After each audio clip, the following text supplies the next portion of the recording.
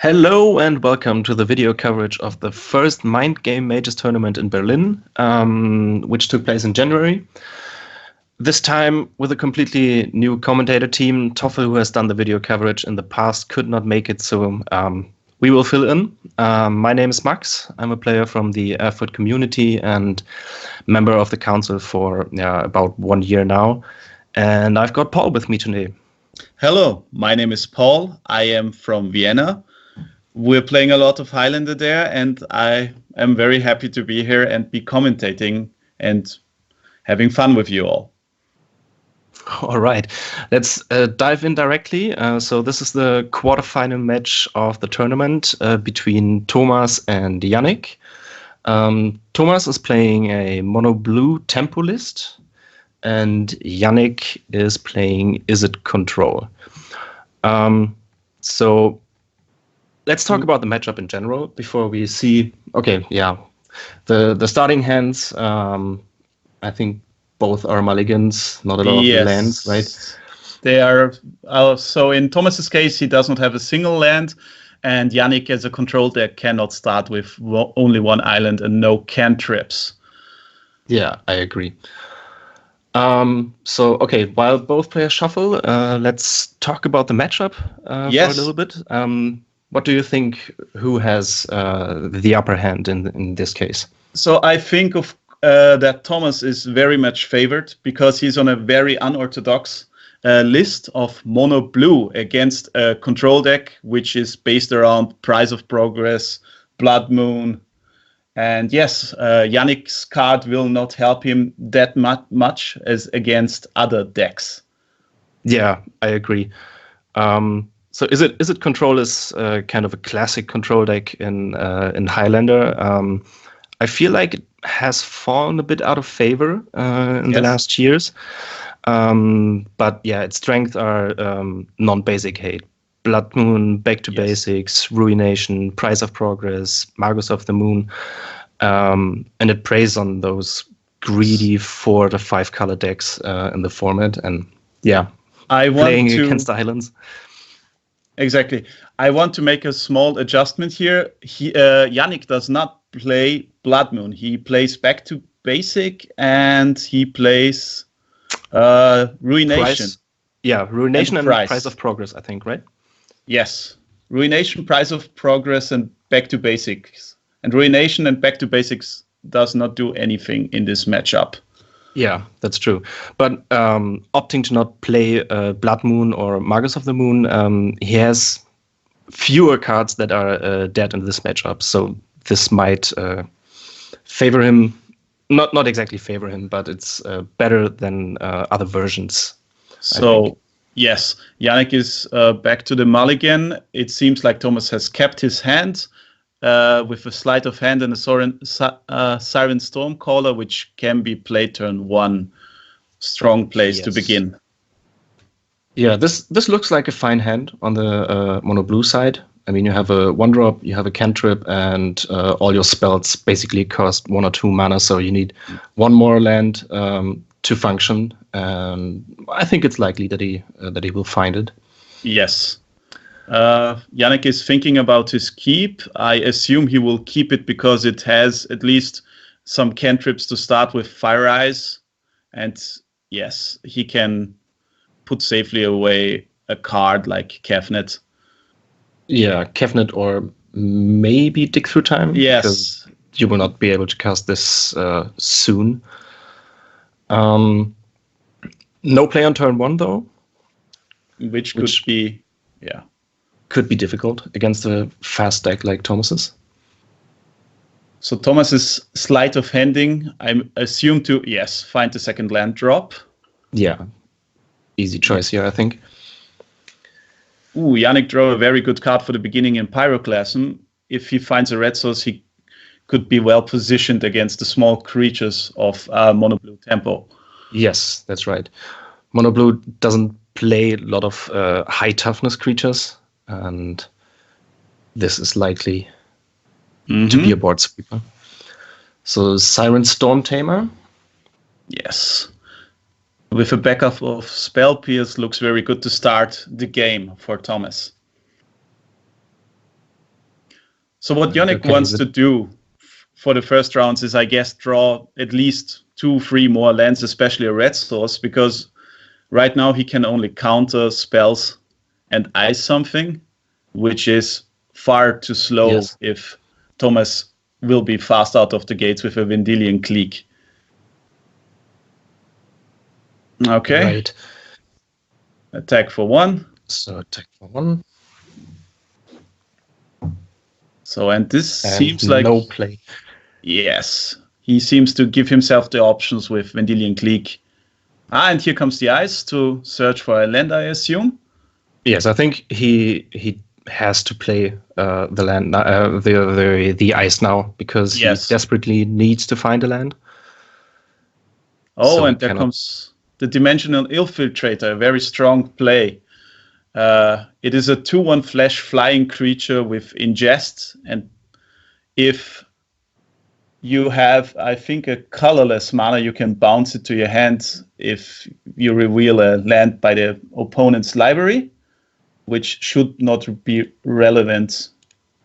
But it's a 2/1 beater against the deck, which has right now no way to remove it. Yeah, right. So in Thomas's deck, it's basically just a 2/1 flash flying creature. And I like that he played the Infiltrator instead of the Vendilion Clique, because Yes. as we see now, he can keep up Spell Pierce. With very great effect. So Yannick misses another land drop. This could be over quite soon if Yannick does not find a red source. I imagine. It's a hit for 3. Yannick goes down to 16. And our main phased Vendilion Clique. Very interesting play, but I guess he wants to ensure that there will be no land drops, I guess, and see what Yannick works with. Yeah, and by playing this main phase, he can pretty much assure that the Vendilion Clique resolves. Yeah, because right. There's only one island untapped. Yeah, there is no counter except for Force Spike, which would do it in this situation, or Force of Will. And I think taking the Pyroclasm is a good choice, obvious choice, because this is the only card that can get Yannick out of this at the moment. Yes, and Yannick found a land, but it is not a mountain, so he's facing 6 power in the air, or a 3-turn clock. Yes, and here we see a problem that true control decks face a lot in those fast matchups. Yes. He basically only has counters in hand, which are now more or less useless, because Thomas is already on the board, and Yannick would need some onboard interaction. Yes. And Thomas now can just sit there, not play anything, wait for his opponent to tap out in order to handle some creatures, and then he can play the Charter Course or Treasure Cruise. Which he did not opt to do, which is very interesting, because I would think that it is a very nice point to gain some card advantage and still have Siren Stormcaller's ability up. But I think he wants to represent more counters. Yes, either that, or he just decides to strand his opponent's counters in hand. So if he knows Yannick's hand, knows there are Counterspell and Mana Leak and Negate, and so there's no real reason to just play the Charter Course into a Counterspell. You're right. Probably this turn there could be a reason, because if he does force the opponent to counter, he can he can delay the force of Effect of Fiction.